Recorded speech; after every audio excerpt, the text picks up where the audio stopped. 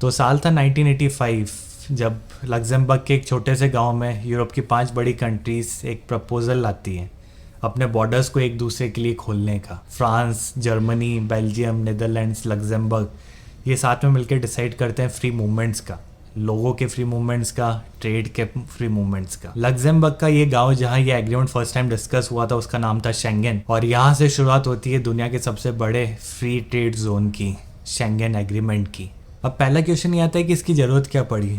Normal alliance भी बना सकती थी कंट्रीज आपस में, जैसे काफ़ी कंट्रीज आपस में ट्रेड के लिए और लोगों के मूवमेंट के लिए अलायंस ऑलरेडी बनाया हुआ है, जैसे कि आयरलैंड, यूके, उधर ऑस्ट्रेलिया न्यूजीलैंड का अलायंस है, यूएसए कनाडा का अलायंस है, सिंगापुर मलेशिया का अलायंस है। कुछ ऐसा अलायंस भी बना सकती थी, तो शेंगेन वीज़ा की, शेंगेन एग्रीमेंट की ज़रूरत कहाँ से पड़ी। तो इसको समझने के लिए हिस्ट्री में थोड़ा पीछे जाना पड़ेगा, वर्ल्ड वॉर 1 और वर्ल्ड वॉर 2 से पहले। उस टाइम किसी कंट्री में कोई एग्रीमेंट नहीं था, लेकिन लोग फिर भी एक दूसरे की कंट्री में ट्रैवल किया करते थे जॉब के लिए, अपने बिजनेस के लिए। लेकिन जब हिटलर जैसे लोगों ने अपने पास वाली कंट्रीज पर अटैक करना चालू किया, उन पर कब्जा करना चालू किया, तो वहाँ से वर्ल्ड वॉर चालू हुई और कंट्रीज ने अपने बॉर्डर्स एक दूसरे के लिए हमेशा के लिए सील कर दिए। 1945 में वर्ल्ड वॉर 2 खत्म हुई थी और लगभग 40 साल तक यूरोपियन कंट्रीज ने अपने बॉर्डर्स बंद रखे एक दूसरे के लिए। ये एग्रीमेंट जैसे मैं बताया फर्स्ट टाइम लग्जमबर्ग के एक गांव में 1985 में प्रपोज हुआ था। उस गांव का नाम था शेंगेन, और उसको प्रपोजल को फाइनल करते करते 10 साल और लग गए पॉलिसीज़ बनाने में,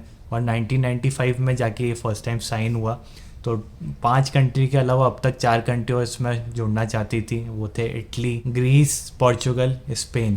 ये भी इससे जुड़ गए और जल्दी ही शेंगेन जोन के सक्सेस को देख के बाकी यूरोपियन कंट्रीज भी इससे जुड़ जाती हैं। कुछ 26 कंट्रीज थी लास्ट ईयर तक इस शेंगेन जोन में। इस साल से 1 जनवरी 2023 से क्रोएशिया भी इसमें ज्वाइन हो गई, तो टोटल 27 कंट्रीज है अभी शेंगेन एरिया में। 27 में से 23 कंट्रीज तो यूरोपियन यूनियन का पार्ट भी हैं, लेकिन 4 कंट्रीज ऐसी हैं जो यूरोपियन यूनियन का पार्ट तो नहीं है लेकिन वो शेंगेन एग्रीमेंट से जुड़े हुए हैं।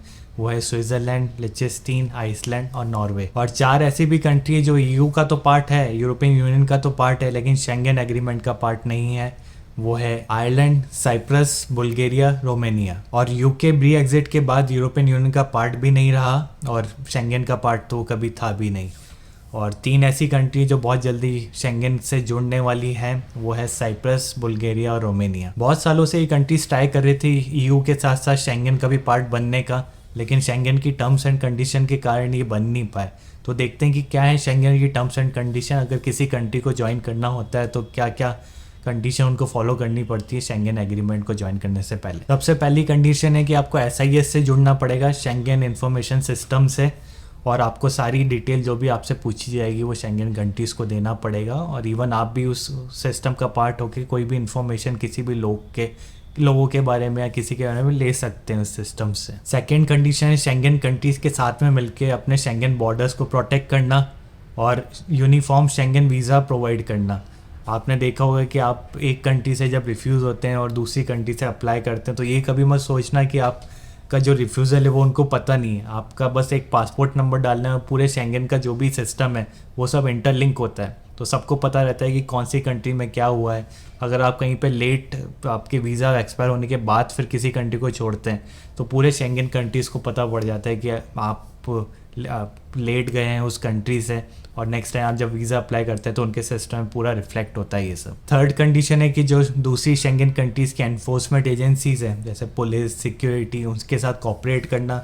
अगर उनको कुछ भी इंफॉर्मेशन चाहिए किसी भी लोग के लिए किसी भी कारण से, तो वो आपको प्रोवाइड करना कंपलसरी है। और लास्ट कंडीशन ये है कि जब तक आप शेंगेन एग्रीमेंट का पार्ट हो, आपको शेंगेन रूल्स हमेशा फॉलो करने हैं। कुछ भी नए रूल्स आते हैं बॉर्डर्स को लेके, कुछ भी डिस्प्यूट को लेके, तो एक साथ जो डिसाइड होता है लॉ, वो आपको फॉलो करना है हमेशा के लिए। तो साइप्रस अभी तक क्यों शेंगेन एग्रीमेंट का पार्ट नहीं है? क्योंकि आपने शायद सुना होगा कि साइप्रस में डिस्प्यूट चल रही है अभी तक उसकी बॉर्डर्स को लेके, और नॉर्थ और साउथ साइप्रस में डिवाइडेड है वो country. North Cyprus Turkey rule करता है अभी भी, तो इसलिए जब तक वो कंट्री के बॉर्डर्स डिफाइन नहीं है, जब तक आप शेंगेन एग्रीमेंट का पार्ट नहीं हो सकते। तो साइप्रस इस कारण से अभी तक पार्ट नहीं है शेंगेन का। बुल्गारिया, रोमानिया की बात करें तो वहाँ पे पॉलिटिकल स्टेबिलिटी नहीं है, करप्शंस बहुत है, तो इसलिए जब तक थोड़ा गवर्नमेंट थोड़ा स्टेबल नहीं आती, जब तक वो शेंगेन का पार्ट नहीं हो सकते। हो सकता है कि अगले आने वाले 2-5 साल में ये 2 कंट्री भी शेंगन का पार्ट बने। तो अब बात करते हैं शेंगन एग्रीमेंट के बेनिफिट्स के बारे में कि क्यों कंट्रीज़ का पार्ट होना चाहती हैं और जो कंट्रीज़ का पार्ट बन चुकी हैं उनको क्या क्या बेनिफिट्स मिलता है। सबसे बड़ा फ़ायदा तो वही है जो अपन शेंगन टूरिस्ट वीज़ा लेके भी इसका फ़ायदा उठाते हैं, वो यही है कि बॉर्डर कंट्रोल कुछ नहीं है। जो भी इस एग्रीमेंट का पार्ट बनेंगे उनको अपने बॉर्डर्स एक दूसरे के लिए खोल देने पड़ेंगे और इसी कारण से जो इन कंट्रीज़ में रहने वाले 400 मिलियन लोग हैं वो एक दूसरे कंट्री में फ्रीली मूव हो सकते हैं। दूसरा बड़ा फ़ायदा है कि जॉब के लिए, पढ़ने के लिए, बिजनेस के लिए, फैमिली फ्रेंड से मिलने के लिए आप एक दूसरी कंट्री में कभी भी जा सकते हैं। और कुछ आंकड़ों की बात करें तो यहाँ से डेली 3.5 मिलियन लोग दूसरी कंट्री में ट्रैवल करते हैं शेंगन एरिया के अंदर ही, और कुछ 1.7 मिलियन लोग ऐसे हैं जो रहते तो एक शेंगन कंट्री में लेकिन काम के लिए दूसरी कंट्री में जाते हैं हर दिन। और इसका एग्जांपल लग्जमबर्ग बहुत अच्छा है कि लग्जमबर्ग इतनी छोटी कंट्री और इतना अच्छी तरह कनेक्टेड है ट्रेन से दूसरी कंट्री से, तो लोग ट्रैवल करते हैं जर्मनी से, बेल्जियम से, नीदरलैंड से लग्जमबर्ग में काम करने के लिए वापस चले जाते हैं। क्योंकि आपने सुना होगा कि लग्जमबर्ग महंगी कंट्री बहुत है, तो वहाँ रेंट के और हाउसिंग के प्राइसेस बहुत ज़्यादा हैं, तो लोग आसपास की कंट्री में रहते हैं, लग्जमबर्ग आते हैं, काम करते हैं और निकल जाते हैं दूसरी कंट्री में। तीसरा सबसे बड़ा फ़ायदा टूरिज्म को मिलता है इससे, क्योंकि आप कोई सी भी कंट्री में जाके घूम सकते हैं, कैसा भी वेदर हो। विंटर्स के टाइम आपने सुना होगा कि स्पेन और इधर ग्रीस में काफ़ी लोग जाते हैं क्योंकि वेदर थोड़ा बेटर रहता है। तो इसलिए सबसे बड़ा फ़ायदा ये भी है कि टूरिज़्म काफ़ी बूम हुआ है इसकी वजह से, और कुछ 1.2 मिलियन लोग हर साल ट्रैवल करते हैं आपस में एक दूसरी कंट्री में शेंगन एरिया में फॉर टूरिज़्म। अगला बड़ा फ़ायदा है कि पूरा एक सिंगल मार्केट है जो शेंगन एरिया है, तो आप अपना कोई सी भी कंट्री में चीज़ बना रहे हो तो पूरे 27 कंट्री में जाके उसको बेच सकते हैं, और पूरी इकोनॉमी फिर एक साथ बूम होती है, एक साथ ग्रो करती है।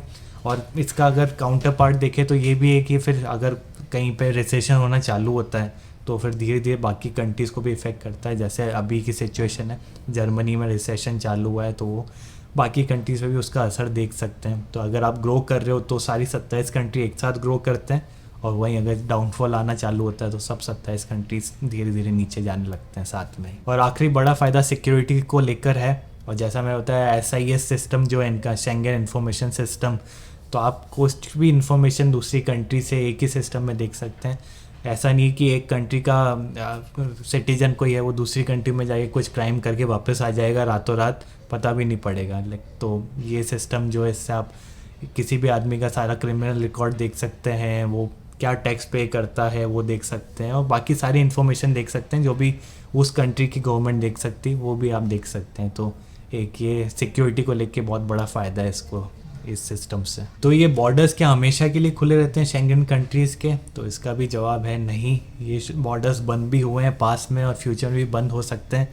जैसे कि आपने कोविड में देखा होगा, जिन जिन कंट्रीज़ में ये कोविड पहले फैला था उन कंट्रीज़ के बॉर्डर बंद कर दिए गए थे। जैसे कि इटली में सबसे पहले आया था कोविड, तो इटली ने अपना बॉर्डर बंद किया था। फिर स्पेन में फैला तो उन्होंने बंद किया। तो बॉर्डर ओपन होने का ये भी थोड़ा नुकसान था कि लोग फ्रीली मूव कर रहे थे उस टाइम, इसलिए बॉर्डर बंद करना ही पड़ा फोर्सफुली, और लोगों का मूवमेंट इसलिए रेस्ट्रिक्ट करना पड़ा उस टाइम। इसके अलावा फ्रांस में जब बम ब्लास्ट हुए थे तब भी काफ़ी सारे बॉर्डर्स क्लोज कर दिए गए थे फ्रांस की नेबरिंग कंट्री के लिए। और जब फीफा का वर्ल्ड कप हुआ था वहाँ पे यूरोप में लास्ट टाइम, तब भी बॉर्डर सिक्योरिटी हुआ था और काफ़ी सारे बॉर्डर्स क्लोज कर दिए गए थे, क्योंकि अगर फ्री मूवमेंट होगा तो सब लोग उस कंट्री में आएंगे फुटबॉल को सेलिब्रेट करने के लिए, तो काफ़ी न्यूजेंस होएगा। इसलिए टाइम टू टाइम काफ़ी रीज़न की वजह से बॉर्डर क्लोज भी करे गए। सीरियन रिफ्यूजीज़ काफ़ी सारे आ गए थे इसलिए बॉर्डर क्लोज किए थे।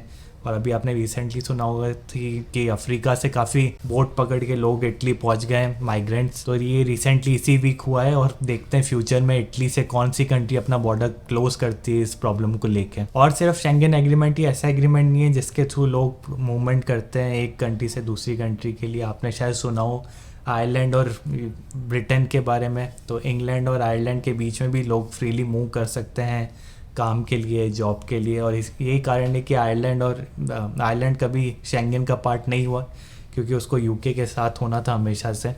और वैसे ही एग्जांपल आप बहुत क्लोज अगर देखना चाहें तो इंडिया नेपाल का भी एग्जांपल। नेपाल जाने के लिए पासपोर्ट नहीं लगता है, लोग डेली बेसिस पे वहाँ से मूव भी करते हैं, Nepal to India, India to Nepal, काम के लिए और दूसरे पर्पस के लिए। तो पिछले खूब सारे वीडियोस में खूब सारी बात करी शेंगेन वीज़ा के बारे में, अलग अलग कंट्री के बारे में, तो मुझे लगा एक शेंगेन जोन के बारे में बात करनी चाहिए कि क्या होता है ये जोन, कैसे बना ये, क्या इसका इम्पोर्टेंस है, बेनिफिट है, और ये हो सकता है फ्यूचर में ये टूटे भी सही। शेंगेन जोन कोई ऐसा हमेशा के लिए तो होता नहीं है, हो सकता है कोई कंट्रीज़ में से रशिया की तरह उठ के कुछ वॉर डिक्लेयर कर दे पड़ोसी देश पे, फिर वही सब फिर एग्रीमेंट फिर डिस्ट्रॉय तो होना ही है। तो इसलिए अभी आपने सुना होगा शायद हंगरी की बाकी शेंगेन कंट्री से ज़्यादा कुछ बन नहीं रही, क्योंकि हंगरी अपने बॉर्डर कंट्रोल भी नहीं कर रहा है ज़्यादा और वहाँ पे पॉलिटिकल स्टेबिलिटी भी नहीं है। तो फ्यूचर में क्या होता है शेंगेन एरिया का कोई कुछ नहीं बोल सकता। यूक्रेन और रशिया के वॉर के बाद तो कुछ बड़ा ही कुछ हो सकता है। तो कमेंट करके बताना कैसा लगा ये वीडियो, आप क्या समझते हैं शेंगेन जोन के बारे में, और कोई इन्फॉर्मेशन है जो मैंने मिस आउट करी हो तो बताना। और बहुत जल्दी मिलते हैं अगले टॉपिक के साथ अगले वीडियो में।